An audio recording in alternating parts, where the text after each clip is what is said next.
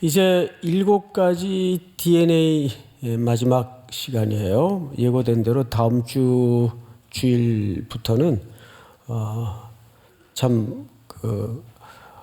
우리가 접근하기 쉽지 않은 책인데 욥기에 대해서 우리가 강의를 시작할 겁니다. 미리미리 읽어오셔도 도움이 될 것 같아요. 자, 우리 지난 시간은 3차례의 선교 여행을 마치고 사도 바울이 이제 예루살렘에 도착을 하게 됩니다. 근데 예루살렘에는 바울을 환영하는 무리도 물론 있었겠지만 대부분의 사람들이 몇 가지 의혹과 또 벼르는 사람들이 있었어요. 잘못된 소문 때문에. 사도 바울이 유대인으로서 이방 땅에 돌아다니며 선교한다 합시고 이방 땅에 흩어져 사는 유대인들에게 모세의 율법을 이제 안 지켜도 된다, 금했다 라는 소문이 예루살렘 교회에 잘못 접수가 된 겁니다. 그리고 그 소문이 기정사실화되어서 예루살렘 교회는 사도 바울이 오기만을 벼르고 기다리고 있었습니다. 그런 와중에 유대인들에게 고소가 되고 또 끊임없는 신문이 계속되고 하면서 바울이 정 그렇다면 당신들이 나를 계속해서 고발하고 고소하고 이렇게 이리저리 데리고 다니면서 신문을 끊이지 않는다면 이 문제를 내가 가이사 황제 앞에 가서 재판받겠다. 왜냐하면 사도 바울은 신분이 로마 시민권자인데다가 그 당시에 이 중차대한 문제는 가이사 앞에 가서 재판을 받도록 되어 있습니다. 해서 그는 죄수의 몸이 되어서 로마로 호송이 됩니다. 여러분, 그냥 여행길도 피곤한데 죄수의 몸이 되어서 묶여 배를 타고 감시하에 호송된다는 것은 얼마나 고단한 일입니까? 게다가 지중해 한복판에서 유라굴로라는 광풍을 만났죠. 그리고 또 한 섬에 걸려서 여러 달을 그 섬에서 피난 생활을 본의 아니게 해야 했습니다. 그리고 이제 드디어 그는 천신만고 끝에 황제 앞에 재판을 받기 위해서 드디어 로마에 입성을 하게 됩니다. 몇 절을 보시냐 하면 16절을 좀 한번 볼까요? 우리가 로마에 들어가니 참 가슴 벅찬, 선교적 측면에서는 가슴 벅찬 구절인데 죄수인 사도 바울의 입장에서는 이게 굉장히 중요한 현장이 됩니다. 우리가 로마에 들어가니 바울에게는 자기를 지키는 한 군인과 함께 감시하에 계속 있죠. 따로 있게 허락하더라. 근데 놀랍게도 하나님의 섭리 속에 일반 죄수들이 가두어지는 국립호텔에 같이 있는 것이 아니라 우리 그 독재정부 시절에 가택연금이라는 게 있었습니다. 특별히 동교동 또 상도동을 중심으로 민주투사들을 집에는 가두되 그 옆에 다 지켜요. 그리고는 밖으로 못 나오게 합니다. 아마 비슷한 형편이 아니겠는가. 그래서 17절을 한번 볼까요? 사흘 후에 이제 가택연금이 된 지 사흘 후에 바울이 유대인 중 높은 사람들을 청하여 그들이 모인 후에 이르되 여러분 형제들아 내가 이스라엘 백성이나 우리 조상의 관습을 배척한 일이 없는데 예루살렘에서 로마인의 손에 죄수로 내준 바 되었으니 무슨 얘기냐 하면 가택연금이 돼서 재판을 앞에 두고 바울은 좀 출입이 아무래도 외부에서는 자유로웠을 테니까 외부에 흩어져 살던 디아스포라죠. 유대인들 중에 높은 지위의 사람들을 가택연금된 집으로 초청을 한 거예요. 그래서 나 참 억울하다. 사실은 이게 아닌데 내게 모세의 율법을 금했다고 이 뒤집어 씌워진 이 죄목이 사실은 말도 안 된다라고 같은 동족인 유대인들에게는 변명을 하는 겁니다. 변호를 하는 거겠죠. 변명보다는. 자, 그런데 18절을 볼까요? 로마인은 나를 신문하여 죽일 죄목이 없으므로 석방하려 하였으나, 우리 19절 한번 중요하니까 같이 읽어볼까요? 시작. 유대인들이 반대함으로 내가 마지 못하여 가이사에게 상소함이요 내 민족을 고발하려는 것이 아니니라. 네. 사실 그러니까 로마 사람들은 풀어주려고 했어요. 근데 오히려 누가 더 강력하게 고발을 했죠? 네, 유대인들이 강력하게 고발을 해서 할 수 없이 가이사에게 재판을 받고자 여기까지 온 겁니다. 이런 거 보면 악인들은 열심히 자기들의 뜻을 이루려고 보듬거리지만 더 높은 하나님의 경륜 속에서는 놀랍게도 제국의 심장부에, 세상의 중심은 로마에 지금 복음을 전하는 사도가 입성하게 되는 계기가 된 거예요. 그리고 몇백 년 후에 로마는 잘 아시는 것처럼 기독교 국가가 되죠. 그러니까 악인은 열심히 자기들의 악한 심정을 관철시키려고 애를 쓰지만 누구의 뜻을 이룰 뿐입니까? 하나님의 뜻을 이룰 뿐입니다. 사도 바울이 로마에 자의적으로 지금 온 게 아니라 부득이 유대인들이 죽이려 하니까 황제에게 호소하고자, 재판을 받고자 이 자리까지 오게 된 거예요. 이제 이 이후에 일들이 어떻게 전개가 되는가를 한번 유심히 보십시다. 20절. 이러므로 너희를 보고 함께 얘기하려고 청하였으니, 같은 유대인들이죠. 이러므로 너희를 보고 함께 이야기하려고 청하였으니 이스라엘의 소망으로 말미암아 내가 이 쇠사슬에 매인 바 되었노라. 그러니까 이스라엘의 소망으로 말미암아 내가 이렇게 매인 바 되었다. 21절. 그들이 이르되 우리가 유대에서 네게 대한 편지도 받은 일이 없고 또 형제 중 누가 와서 네게 대하여 좋지 못한 것을 전하든지 이야기한 일도 없느니라. 이에 우리가 너희 사상이 어떠한가 듣고자 하니 이 파에 대하여는 어디서든지 반대를 받는 줄 알기 때문이라 하더라. 무슨 얘기냐면 로마에 흩어져 사는 유대인들은 이게 뜬금없는 얘기거든요. 우린 당신에 대해서 들은 바도 없고 알고자 하는 바도 없고 늘 새로운 도를 전하는 데에는 반대도 일어나는 법이다. 그러니 우리가 이렇게 뭐 하루 이틀 만나가지고 들어봐야 무슨 얘기인지 모르겠으니까 조금 더 자세히 한번 들어봅시다 해서 두 번째 약속을 해요. 그게 23절입니다. 오늘 본문이에요.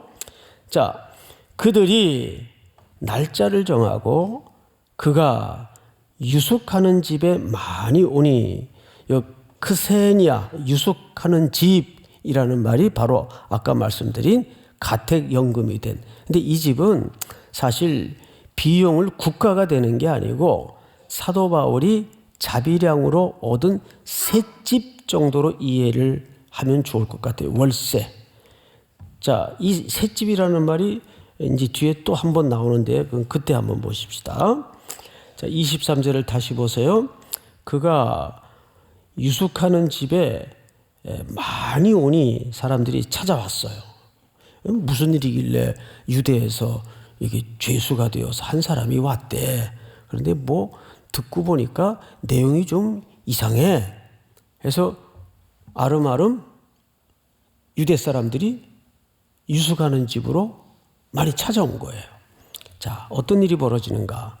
바울이 아침부터 저녁까지 강론하여 하나님의 나라를 증언하고 모세의 율법과 선지자의 말을 가지고 누구에 대하여 권하더라?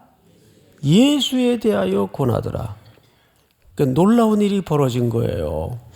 바울은 묶인 몸이고 죄수의 몸이고 이제 재판을 앞둔 자유롭지 못한 감시하의 인물이지만 복음은 이 틀을 지금 점점점 벗어나서 확장되고 있어요.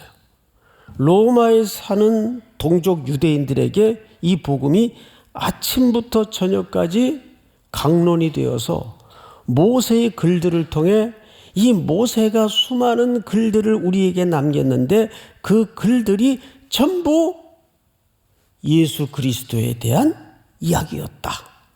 자기도 그 부분에 대해서 깊은 심각한 오해를 갖고 예수 믿는 사람들을 핍박했던 전력이 있기 때문에 그걸 계속 가르치는 거예요.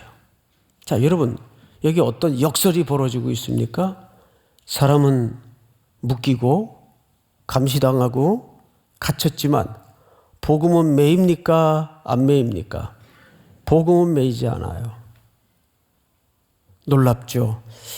우리도 인생을 살아가면서 물리적인 제약 때문에 삶의 어떤 한계 때문에 내가 그리스도인으로서 살지 못하고 내가 하나님의 백성으로서 제구실 못한다고 자조하는 경우가 얼마나 많아요. 그러나 곰곰이 들여다보면 그 가운데에서도 어느 권사님은 너무너무 다니면서 전도를 하고 싶은데 병이 덜커덕 든 거예요. 그래서 어떡하나 하다가 누워서 옛날에는 그 전화기가 전부 이렇게 버튼식 전에 어떤 전화였습니까?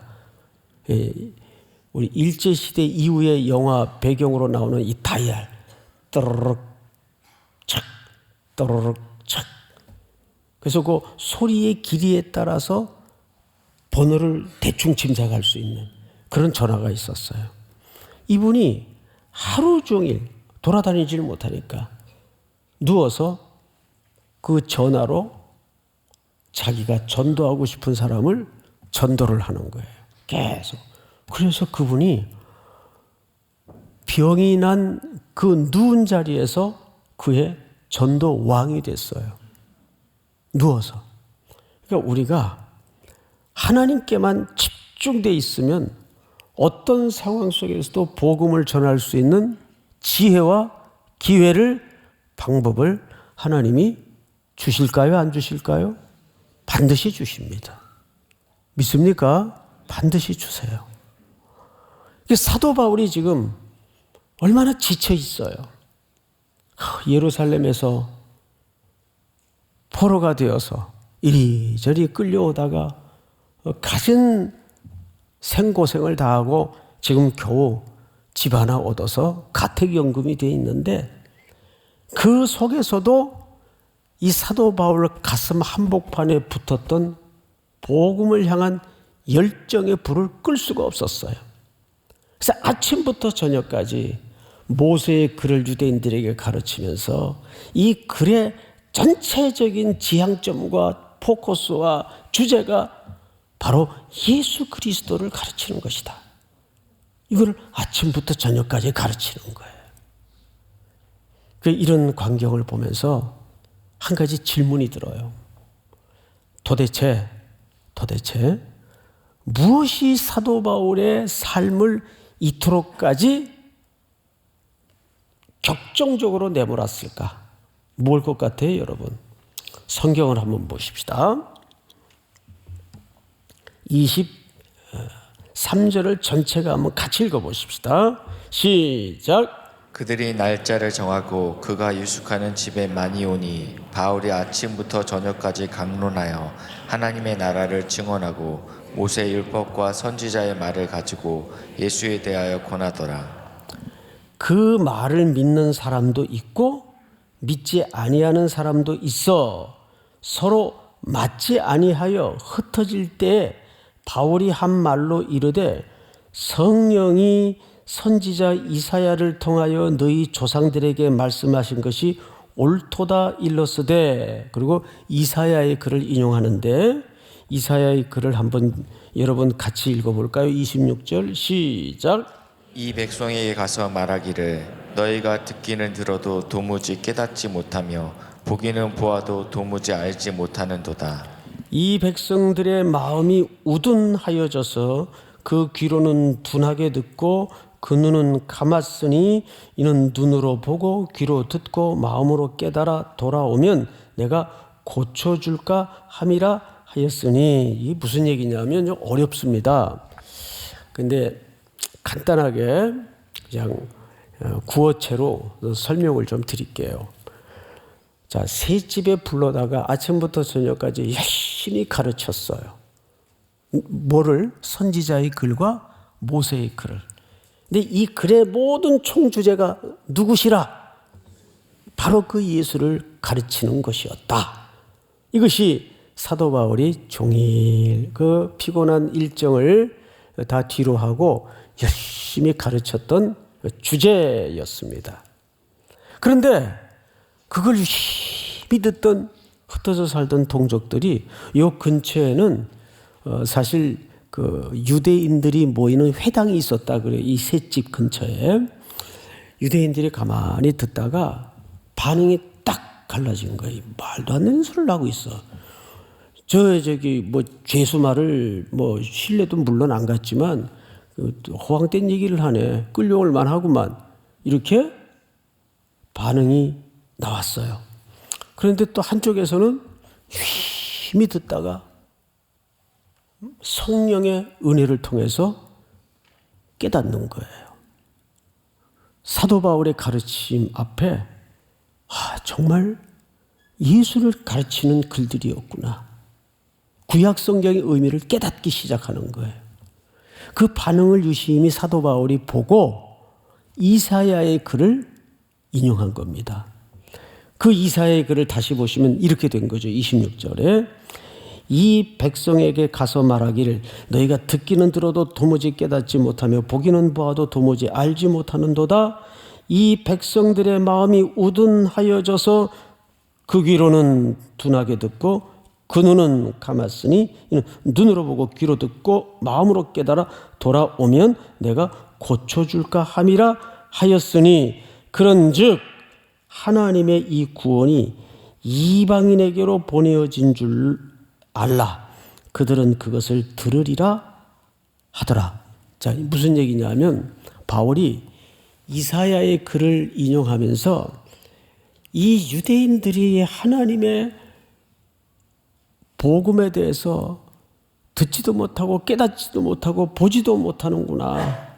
그래서 결국 이 복음이 어디로 넘어갈 것을 암시하는 거예요. 그렇죠. 이 복음이 이제는 유대 지경을 넘어서 이방 땅에 전혀 유대인들이 멸시하고 사람 취급하지 않던 이방인들에게로 이 복음이 넘어갈 것이다. 그리고 진직 이 로마 한복판에서 그 일이 앞으로 어떻게 될 것 같아요? 벌어지는 거예요.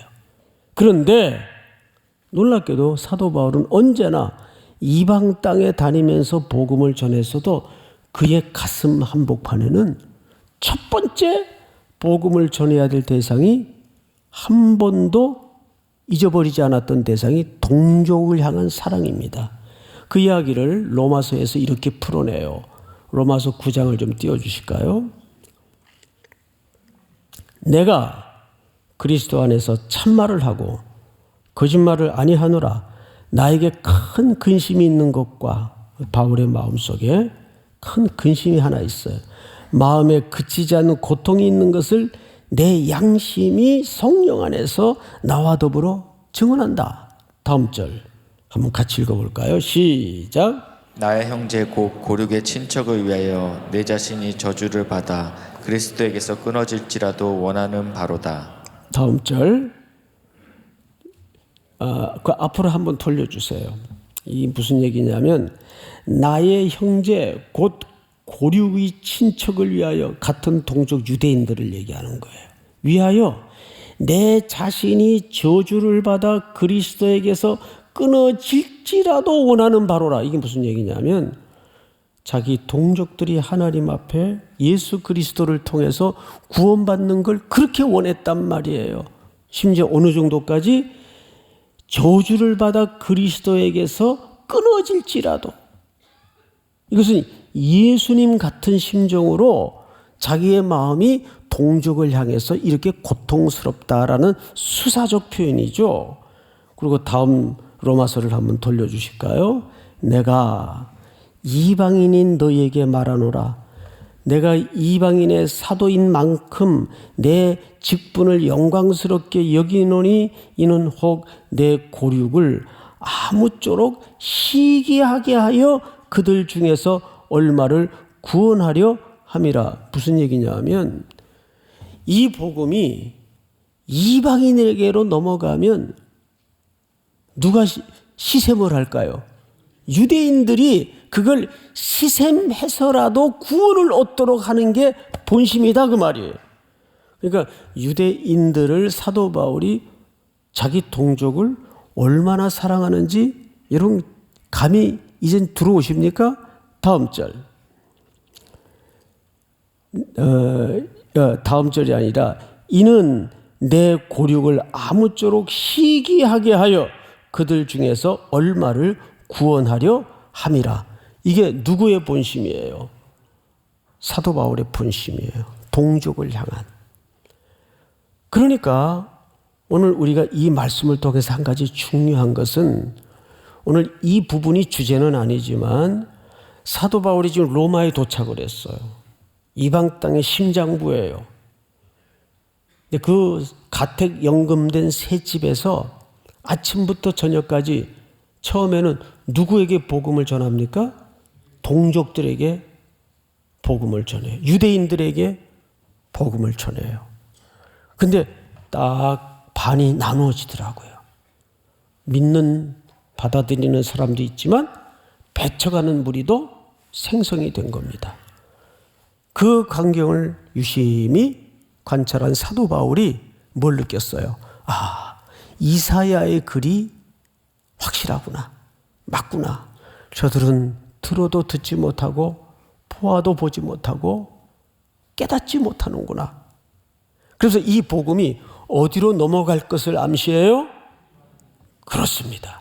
이방인에게로 넘어갈 것을 암시해요. 그런데 자기 동족을 하나님이 버리신 것이 아니라 로마서의 글을 종합해 보니까 그렇게 해서라도 유대인들로 하여금 뭐가 생겨서, 시샘이 생겨서 구원을 받게 하고 이 복음을 이방인도 듣게 하려는 하나님의 양면적인 메시지가 이 과정 속에 얹어져 있다는 것을, 그 일을 위해서 하나님은 사도 바울을 주 예수의 몸을 만들어서 어디에 지금 앉혀놓으신 거예요? 로마 심장부에 앉혀놓으신 겁니다. 자, 그런데 오늘 이 본문이 어떻게 끝나는가를 우리가 유심히 볼 필요가 있어요. 성경으로 다시 돌아가서 28절. 그런즉 하나님의 이 구원이 이방인에게로 보내어진 줄 알라. 그들은 그것을 들으리라 하더라. 바울이 온 이태를, 한 2년이죠. 이태를 자기 셋집에 머물면서 자기에게 오는 사람을 다 뭐하고? 영접하고.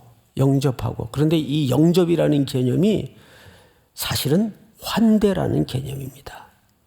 그리고 23절을 다시 가서 보시면 그들이 날짜를 정하고 그가 뭐 하는 집에? 이 유숙하다, 크세니아라는 말이 헬라어 원문을 찾아보면 영접하다, 환대하다 그 말이.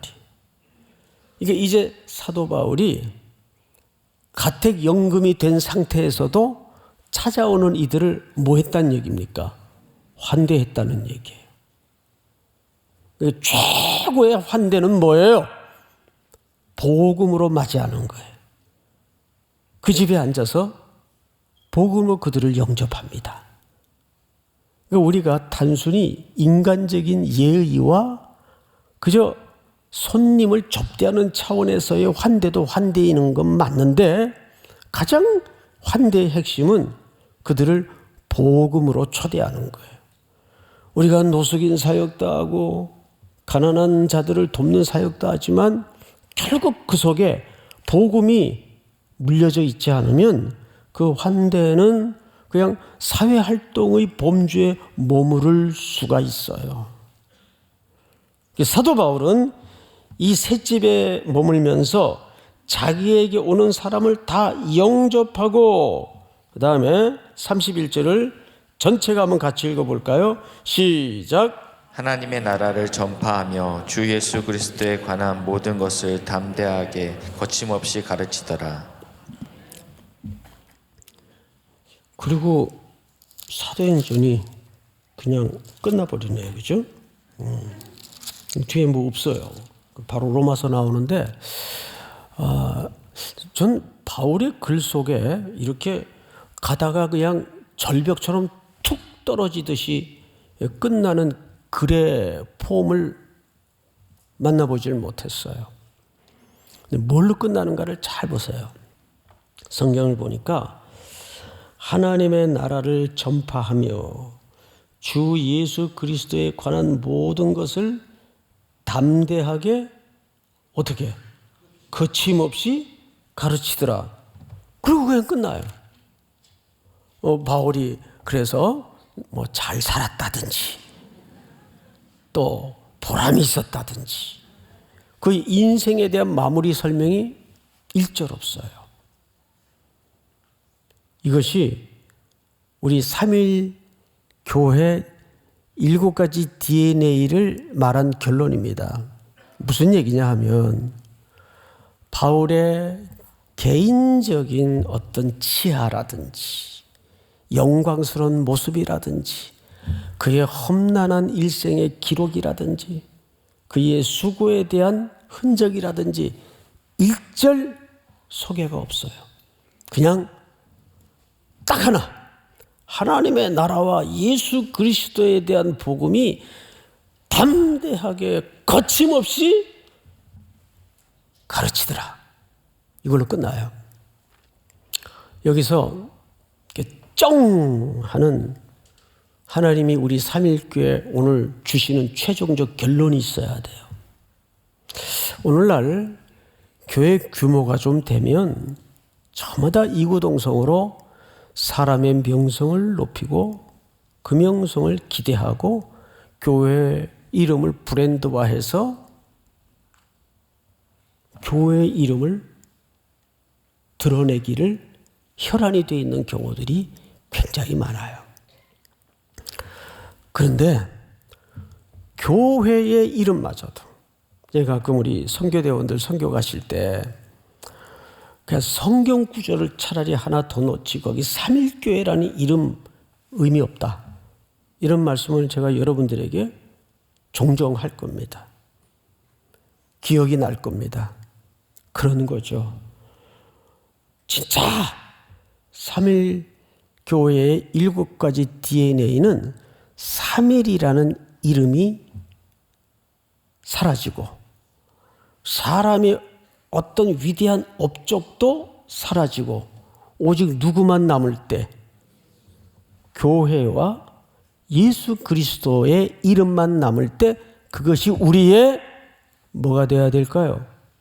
브랜드가 되어야 돼요. 우리의 DNA가 되어야 돼요. 그것이 최종적인 7가지를 쭉 설명한 사실상 결론입니다. 나는 간 곳이 없고 누구만 남으면 될까요? 예수 그리스도만 남으면 되는 거예요. 바울로 치면 사실 얼마나 많은 글들을 써서 성경으로 우리에게 전했고 또 얼마나 많은 험난한 여정을 통해서 굶고 매맞고 쫓기며 복음을 전했습니까? 그럼 여기 뭐 한 장 정도라도 좀 그의 업적에 대해서 치하하는 격려하는 글들이 당연히 있을 법한데 누가라는 사람이 조금 매정스러운 것 같은 느낌도 듭니다. 그런데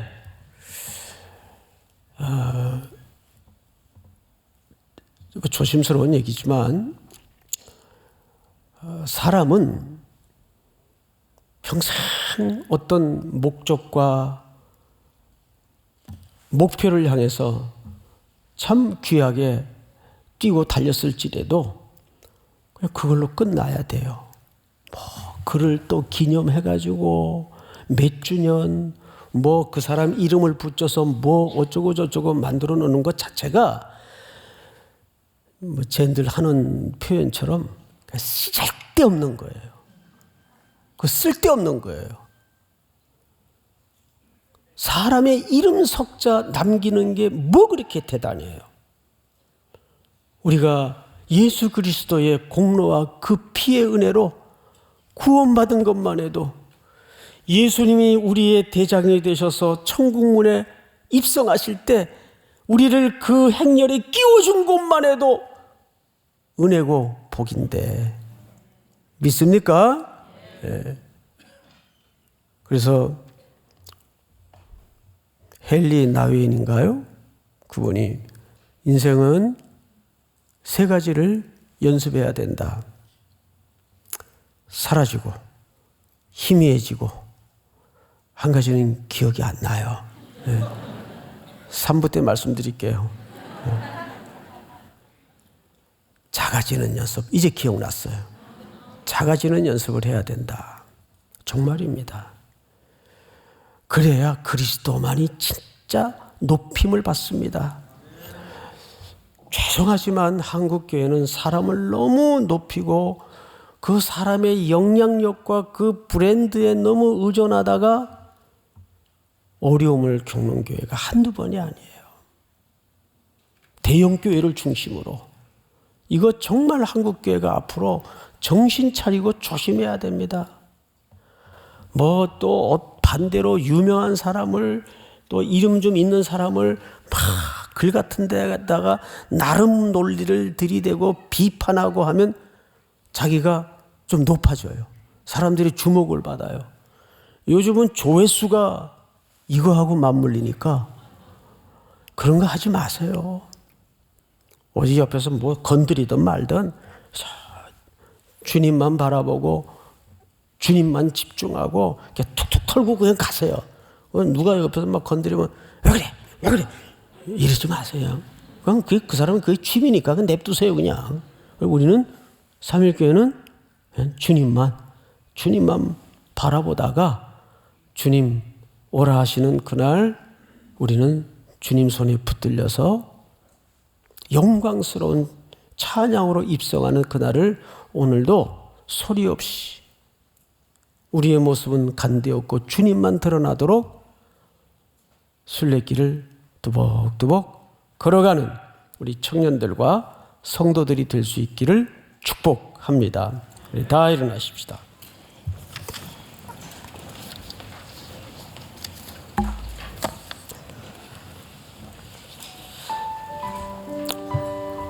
사도 바울이 그런 공고한 상황 속에서도 그렇게 주님만 바라보고 평생을 걸을 수 있었던 가장 중요한 동기는 그분의 사랑에 매여 있었기 때문입니다.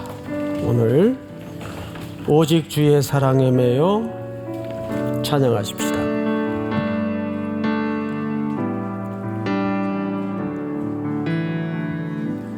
오직 주의 사랑에 매여 내 영 기뻐 노래합니다. 이 소망의 언덕 기쁨의 땅에서 주께 사랑드립니다.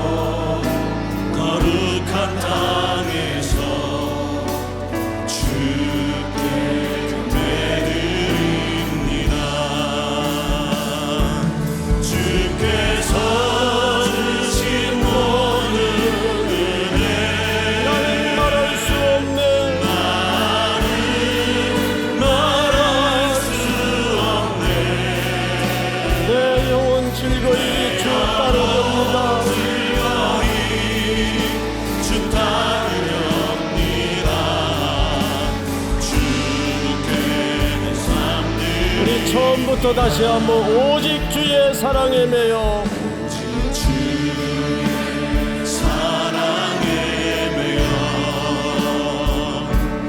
내 영 기뻐 노래합니다.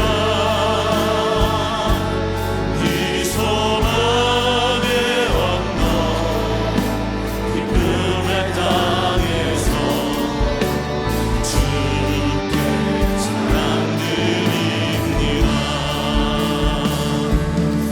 오직 주의 임재 아래 갇혀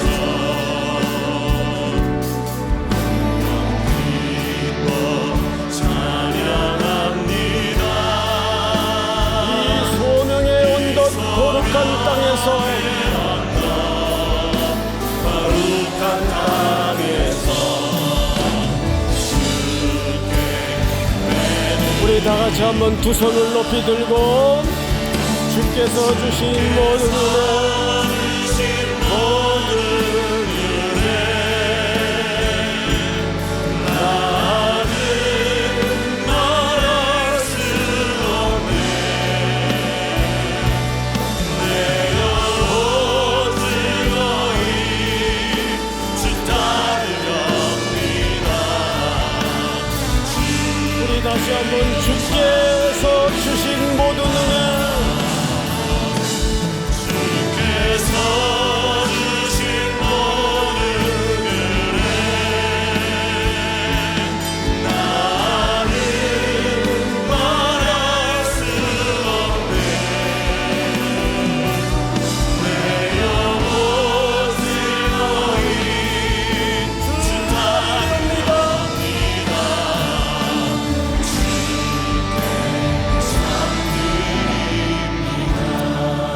우리 이 시간 한 가지만을 기도하십시다.